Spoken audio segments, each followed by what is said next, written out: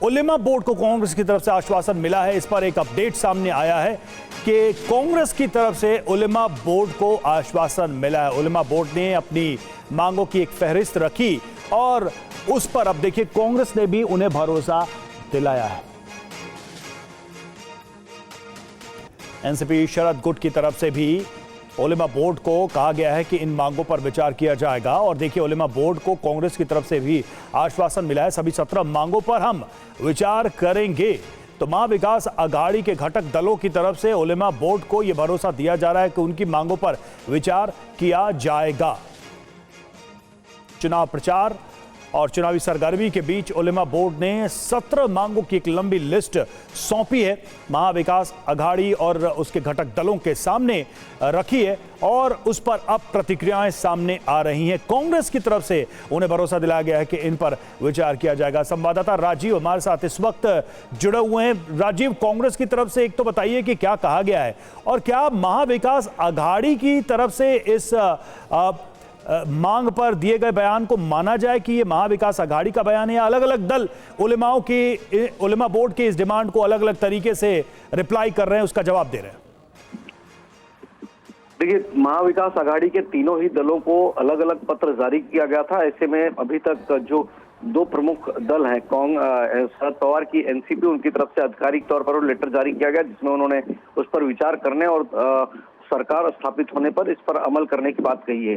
वहीं दूसरी तरफ एक पत्र जो कांग्रेस के लेटर हेड पर सामने आया है, हालांकि ये पत्र जो है बीजेपी के नेता किरीट सोमैया के द्वारा जारी किया गया है, उसमें रिमार्क किया गया है कि किस तरह से कांग्रेस ने ये पत्र जारी करके उलेमाओं को समर्थन किया है और शब्दशः जिस तरह से एनसीपी के लेटर पैड में लिखा गया था कि वो उनके लिए प्रचार करे और उसके बाद सत्ता स्थापित होने के बाद में वो उनकी मांगों पर विचार करेंगे और कार्रवाई करेंगे, तो शब्दशः वैसी बातें एकदम लिखी गई है। लेकिन कांग्रेस की तरफ से आधिकारिक तौर पर कोई इस मसले पर बात करने को तैयार नहीं है, क्योंकि लगातार जिस तरह से बीजेपी वोट जिहाद का आरोप लगा रही है, जिस तरह से माइनॉरिटीज के वोट जो है पोलराइज करने की बात कर रही है, उसी वजह से कांग्रेस का कोई बड़ा नेता अभी तक आधिकारिक तौर पर इस पूरे मामले में बात करने को रेडी नहीं है। लेकिन बीजेपी ने ये लेटर जारी करके जरूर दावा किया है कि जिसमें आरएसएस बैन की बात कही है या तमाम ऐसे राजीव हैं। तो एक चीज जो हम इस पत्र में देख पा रहे हैं, जो महाराष्ट्र प्रदेश कांग्रेस कमेटी की तरफ से जारी किया गया, उसमें 9 अक्टूबर की तारीख हमें नजर आई। ये इस बारे में क्या जानकारी है? देखिए, जो कांग्रेस ने ये पत्र जारी किया, ये जो पत्र सामने आया है, बता दें महाराष्ट्र बीजेपी के नेताओं के द्वारा जारी किया गया कि कांग्रेस ने ये पत्र उलेमा बोर्ड को भेजा है। कांग्रेस ने आधिकारिक तौर पर अपने किसी भी हैंडल पर या किसी भी आधिकारिक सोशल मीडिया साइट या फिर मीडिया को भी उन्होंने उपलब्ध नहीं कराया है। लेकिन बीजेपी ने ये पत्र जारी करके ये दावा किया है कि कांग्रेस ने उलेमाओं का समर्थन किया है और उस समर्थन की कॉपी बीजेपी जारी करके बता रही कांग्रेस किस तरह से बैकडोर से उलेमाओं का समर्थन मांग रही है और उनकी मांगों पर विचार करने की बात कह रही है सत्ता स्थापित होने के बाद भविष्य में जब। लेकिन अब इस पूरे मामले में कांग्रेस का क्या स्टैंड है, आधिकारिक तौर पर कांग्रेस का कोई नेता अभी तक आधिकारिक तौर पर सामने आकर बात नहीं कर रहा है। तो आप ये कह रहे हैं कि बीजेपी के हवाले से ये बात सामने आ रही कि पहले से ही ये आश्वासन था उलेमा बोर्ड को कांग्रेस की तरफ से? बिल्कुल, देखिए कांग्रेस पर ये आरोप बीजेपी लगा रही है और ये जो कांग्रेस के लेटर हेड वाला पत्र है, ये भी बीजेपी नेता किरीट सोमैया ने जारी किया है। उन्होंने अपना बयान भी जारी किया है, क्योंकि उलेमाओं ने जो पत्र लिखा था उसमें आरएसएस बैन की बात की थी और अभी थोड़ी देर पहले ही किरीट सोमैया ने एक बयान जारी करके कांग्रेस को कटघरे में खड़ा किया है कि कांग्रेस किस तरह से साजिश रच रही है और किस तरह से उन्होंने एक गुपचुप तरीके से एक पत्र उलेमाओं को भेज दिया जिसमें उन्होंने उनकी मांगों पर विचार करने की बात कही है। जाहिर बात है कि कांग्रेस को भी अपना स्टैंड कम से कम महाराष्ट्र कांग्रेस को क्लियर करना पड़ेगा कि जो बात बीजेपी कह रही है उसमें क्या वाकई में सच्चाई है, क्या कांग्रेस ने गुपचुप तरीके से यह पत्र उलेमा बोर्ड को दिया है और अगर दिया है तो इसको सार्वजनिक क्यों नहीं किया। तो राजीव, अगर इस पत्र की तारीख पर गौर करें तो क्या 1 महीने पहले ही कांग्रेस प्रदेश कमेटी की तरफ से यह पत्र लिखा गया था? क्योंकि 9 अक्टूबर की तारीख हमें इसमें नजर आ रही है। देखिए, ये जो पत्र लिखा गया है, ये इसमें जो डेट है, जाहिर बात है कि उस डेट को लेकर सवाल खड़े होते हैं, क्योंकि 9 अक्टूबर की इसमें तारीख मेंशन की गई है। तो निश्चित तौर पर दरअसल इस तरह से अलग अलग एनजीओ या फिर उलेमा बोर्ड या कह सकते हैं कि धार्मिक संगठन जो है, खासतौर पर माइनॉरिटीज के लिए जो एमबीए के लिए बैटिंग कर रहे हैं, फील्डिंग कर रहे हैं, वो उन लोगों से लंबे समय से तमाम जो विपक्षी पार्टियां उनकी बातचीत चल रही थी। तो ऐसा संभव हो सकता है कि ये बातें जो है पहले कही गई हो। लेकिन अभी इस पत्र की सच्चाई तब तक नहीं स्पष्ट होगी जब तक कांग्रेस अपना स्टैंड आधिकारिक तौर पर महाराष्ट्र कांग्रेस क्लियर नहीं करेगी। बिल्कुल, अपने आप में बीजेपी ने ये गंभीर आरोप लगाए इस पत्र के माध्यम से, और क्या कुछ ऐसा ही आश्वासन एनसीपी की तरफ से दिया गया? मतलब कांग्रेस ने अगर इस तारीख और इस लेटर की को यकीन कर लें तो 1 महीने पहले ही ये आश्वासन, ये भरोसा दिया जा रहा था। क्या एनसीपी के साथ भी यही मामला है या उन्होंने अब जाकर इस पर रिएक्शन दिया है?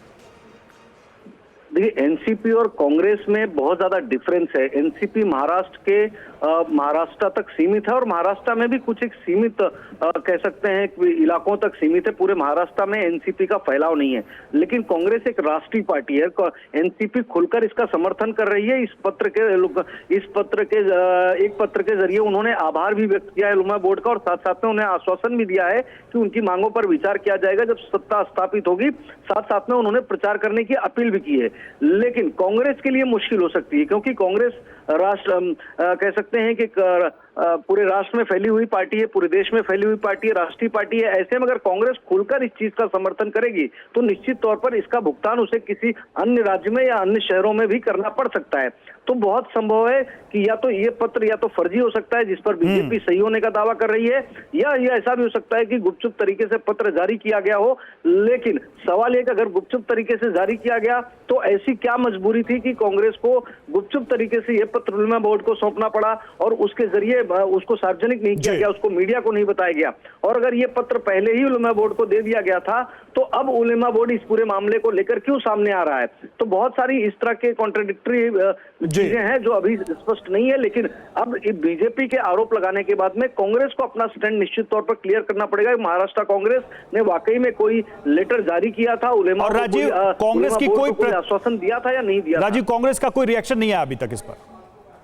कांग्रेस के जो नेता हैं अभी इस पूरे मामले पर बहुत ज्यादा बात करने को तैयार नहीं है। हालांकि सूत्रों के हवाले से दावा किया जा रहा है कि ये पत्र जो है महाराष्ट्र कांग्रेस की तरफ से नहीं जारी किया गया है।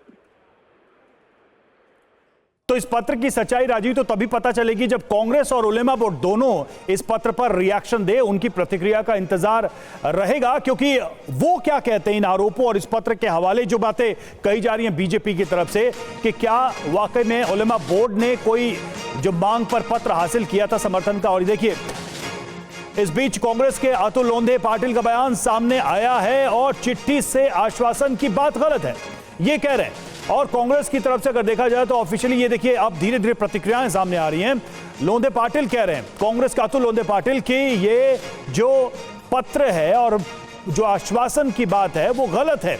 चिट्ठी से आश्वासन की बात को उन्होंने गलत करार दिया। 17 मांगे उलेमा बोर्ड की और उसको लेकर जो पत्र जारी किया गया बीजेपी की तरफ से, जो सवाल उठाए गए, जो आरोप लगाया गया, और ये पत्र भी आपको बता दें कि 9 अक्टूबर यानी कि आज 9 नवंबर है, 1 महीने पहले की तारीख इसमें है मेंशन। इसलिए ये सवाल उठ रहे हैं कि क्या पहले से ही उन मांगों को लेकर एक पत्र आश्वासन का कांग्रेस की तरफ से दिया जा चुका था? यही सवाल बीजेपी की तरफ से उठाया जा रहा है। और अब कांग्रेस की प्रतिक्रिया देखिए आई है। अतुल लोंढे कांग्रेस के, वो कह रहे हैं कि ये आश्वासन वाली बात जो है वो गलत है। उलेमा के एक लेटर पे बवाल हो रहा है, कांग्रेस को घेरा जा रहा है। नहीं, वो फेक लेटर है, हमने बता दिया है। हमारा सीधा सीधा है, ये देश संविधान से चलेगा। संविधान में अल्पसंख्यकों को जो अधिकार मिले हैं, अल्पसंख्यकों में जैन भी है, बुद्ध भी है, सारे अल्पसंख्यक जो है उनको संविधान ने जो अधिकार दिए है उसकी रक्षा हमने आज तक की है, आज भी करेंगे और कल भी करेंगे। और जब तक कांग्रेस है तब तक सब एक है।